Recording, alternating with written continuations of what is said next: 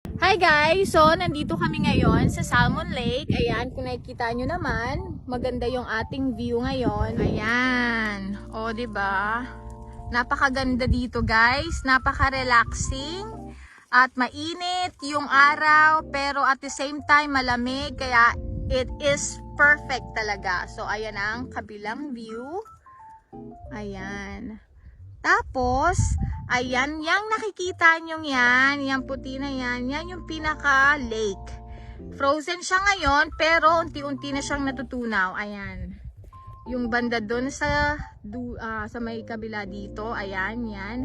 Tunaw na siya. Pero doon, matutunaw na yan. Pero kapag summer na talaga dito, well, summer na ngayon, pasimula na. Pero kapag wala ng yelo talaga, maraming salmon din dyan. Kaya nga ang tawag dito is Salmon Lake. Tapos, andun yung car namin. So, ang taas nung inano namin, ang taas nung hinike namin ng anak ko.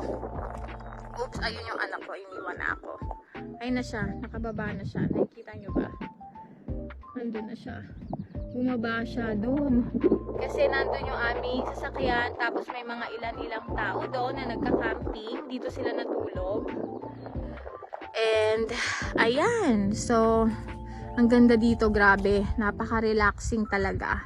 Ano to? Medyo malayo to sa pinaka-town ng aming Nome, Alaska. Ayan.